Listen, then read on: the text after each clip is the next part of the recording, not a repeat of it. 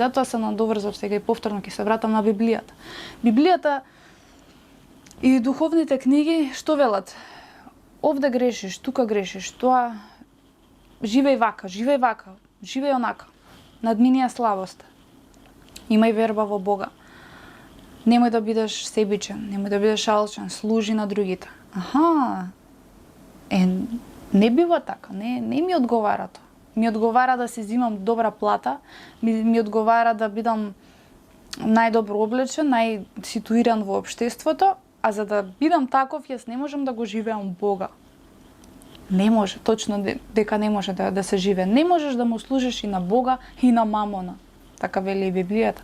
Не можам да служам со едната нога на едноставниот, кроткиот живот и да бидам верник и да растам во духовната длабочина и да бидам човек од вредност кој што нема да го водат неговите нагони, инстинкти или слаби страни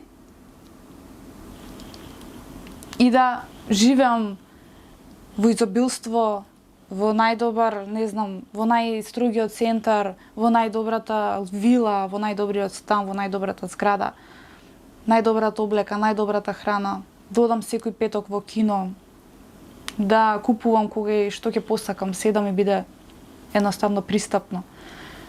И на тој начин ти живееш со искуства. Секој ден само некое задоволство. Де ова, де тоа и си залажува. Целиот живот човекот се залажува. Ете, децата дошле, па децата мора да се облечат.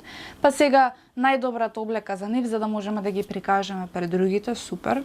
И ги имаш родителите. Леле, немој пази да не се изволка. Леле, немој таму ќе паднеш, ќе си скинеш. Леле, немој да се качуваш таму, ќе си скинеш јакната.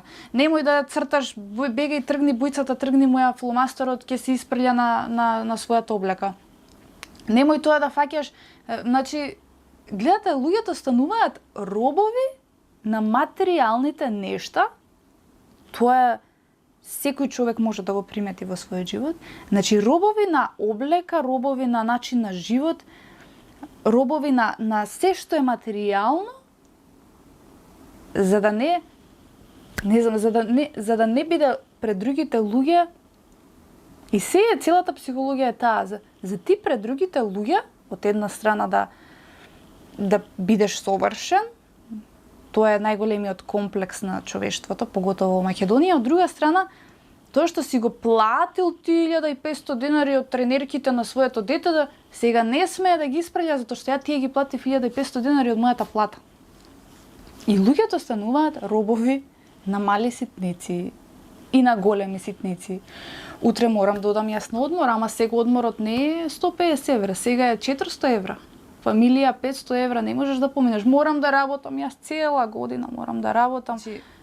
Човекот кој ќе излезе од овој зачаран круг, тогаш може да разбере дека навистина некаде длабоко греши во својот живот.